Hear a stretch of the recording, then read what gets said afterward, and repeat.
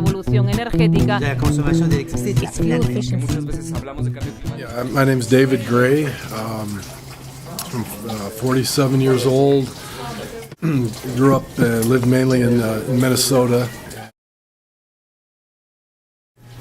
Climate change has been a little bit more of a important issue since the film Inconvenient Truth by Al Gore. He brought that issue to the forefront, and people are definitely being affected by that in the U.S. and I feel in terms of the severity of storms, we've had massive flooding and larger hurricanes and things, but I think there's a general consensus. There's an overwhelming majority now that believes it's real and is an important issue. But I think that the problem is that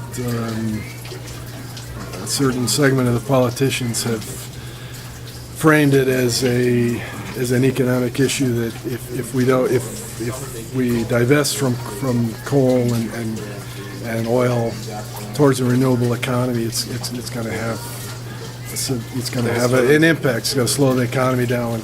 So that's the fear that Americans have, that it's going to create austerity in the U.S. and impact jobs. And I feel it's just the opposite. If we had national leadership that really focused and invested in a green economy, there would be a lot of benefits to creating jobs and many health benefits as well. I think it's every year that's a diminishing group of people that are willing to admit they don't believe in climate change. It's a smaller and smaller segment. It's a minority. The issue is a lot of the states in the West and the Midwest are rich in solar in the West, and the Midwest has vast amounts of wind, and they can easily obtain 25% renewables over the next 10 years. And other states in the South and in the East have limited resources for developing that. So I've traveled extensively in the U.S. and I've lived also in several states. It's true. It's a very vast, large country, similar to the size of Europe, and a similar population, I think. And there's quite a difference politically and socially between every state, depending on the geography and the. I grew up in Minnesota. This kind of settled by Germans and Norwegians. It has brought that influence of a little more socialist and more. So there's a large number of cooperatives in Minnesota that they've organized, food cooperatives, dairy cooperatives, and it's a state more similar to Canada than Mississippi, because of they've set up more of a social service network, invested highly, extensively in schools and healthcare, and it tends to have generally one of the top 3 states in quality of life and healthiest states, and people, there's less disparity between rich and poor, and good environmental controls as well. It's kind of differences between. It's almost like in Europe, going from one country to another, and in a sense, you're gonna have different tax structure, quite a variance in school systems and public health and things. So. I spent a little time in Portland, Oregon, and that's a really progressive city and very health conscious, very attuned to the environment. Really, it's #1 bike city in the country, and they've set up, they really strong, high recycling rates, and the East and West Coasts tend to be a lot more progressive, open-minded, tolerant, moving forward, as well as I think the northern Midwest, Minnesota, Wisconsin, tend to be kind of progressive on social issues and environment. The cities, Austin, I haven't traveled there, but I've heard really good things about it. That's the capital, the big university town, and a huge music town, and they've attracted students and progressive thinkers, and they tend to congregate, and they've created what's I've heard is really dynamic, vibrant city, and the rural areas were traditionally agricultural. How to improve the political system? It's a big machine. It's not an easy system to change. It has to change eventually. It's an unsustainable system, right, as it is set up. The government's spending way too much money, and it has to either be reformed or it will go bankrupt and run out of money, and they can't continue to spend billions, hundreds of billions of dollars more than they have every year. So I think it's going to force, the government to become more efficient, and things are moving forward. The wind industry's growing, solar's growing, although it's a bit slow. We need a big push forward to get it to the next level. But yeah, there's good examples and communities working on sustainable issues, and I think it's lacking the federal leadership really to get it up to a mainstream level. The foundation's all there. The foundation for the technology. We have the wind and solar resources. It's moving forward, and we just need a huge push in the national leadership to take it to the next step. More action maybe on the local and state level right now related to energy issues. I think about half the states, 20 or 25, have passed mandates for renewable energy, where I think up to 25% is the highest for renewable energy in Minnesota. That seems to be working really well in developing the wind and solar plans have moved forward quite a bit, and there's been a lot of progress in that front.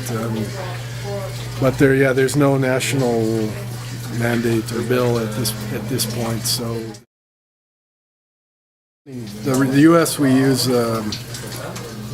a high amount of large percentage of coal energy. I think it's almost 50, maybe 48% of the energy of our electricity is generated from coal. Harmful emissions for affecting people with asthma, and as well as producing mercury into the environment, which has long-term health effects. And all the coal we burn, all the exhaust from 200 million cars, and it tends to affect the kids in the city have higher asthma rates, and then we don't know what the long-term effects of climate change are going to be. It's just kind of a big experiment we're conducting, and they have a huge amount of power and influence in the political system, and we have a huge economy based on those industries, and and pushing us into wars with Afghanistan and Iraq. As in the U.S. Our energy reserves have declined dramatically. We have maybe 2% of the oil reserves in the world, and we have a thirst for more and more oil. So I feel that's driven us into wars. I don't know. They say there's a quote: the Stone Age didn't end because they ran out of stones. And the oil age we're in isn't going to end because we completely run out of oil. But we have to evolve to the next level. That's it. And there's action on the federal level and combined with states for subsidizing, like solar panels, for example, and small wind turbines. But I feel there should be more investment, more incentives to move that forward, as well as eliminating the subsidies for the tax breaks for the coal and gas industries, and I think in order to really level the playing field, you have to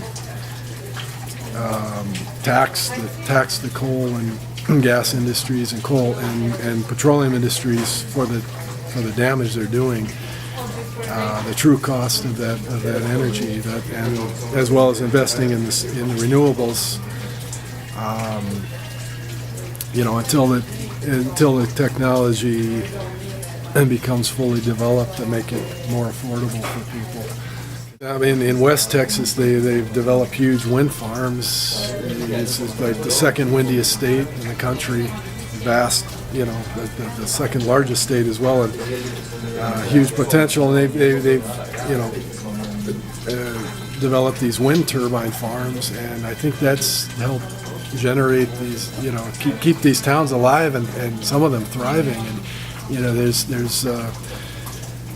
there's a huge area in the Midwest, the Great Plains. It's a vast area with huge wind potential, and some states have started to really invest heavily in wind turbine farms that have really helped these local economies.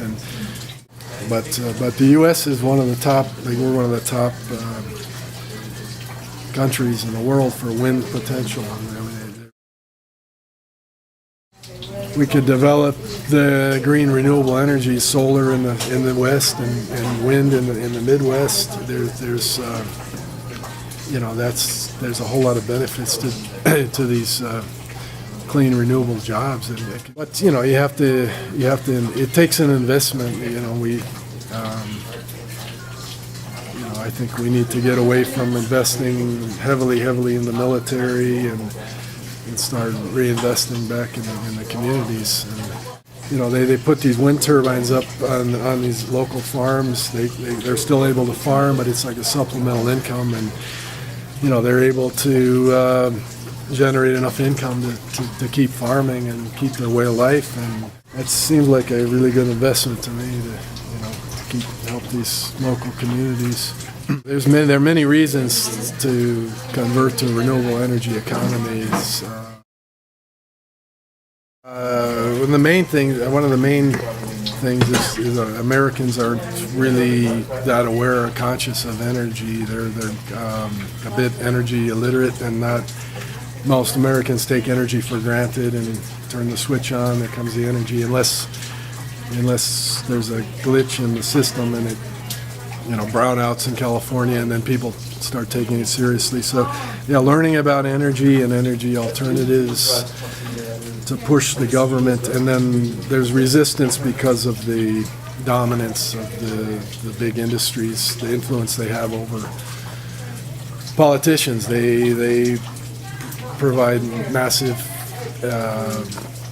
political campaign contributions, and they buy their influence in, and actually during the Bush administration had access to help draft the legislation. So limiting the money to the contributions would help, and people taking personal responsibility and action and is becoming aware of energy can also influence the politics. I think awareness is always the key issue. The foundation is awareness.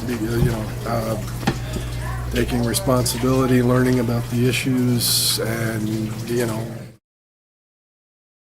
I think it's important now to work. Work on a local level. You can have affect more change on a local and state level. It's easier to enact initiatives than the federal level right now. But there's a movement underway in a lot of communities with foods. People have, there a lot of growing number of farmers markets have sprung up in various towns. People want to. They don't trust the national food system, and it's irradiated and sprayed, and they want to have personal contacts with the farmers, and buy the local produce because it's healthier and it's better for the economies. And so organics is a growing organic foods is a growing market, and local foods people are valuing that. And they realize it's, when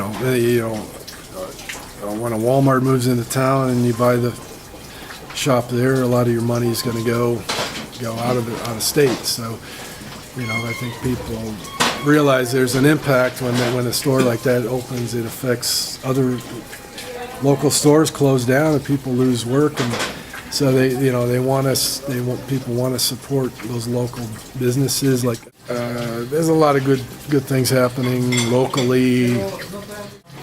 It's a tough environment for those to compete against those big mega corporations, but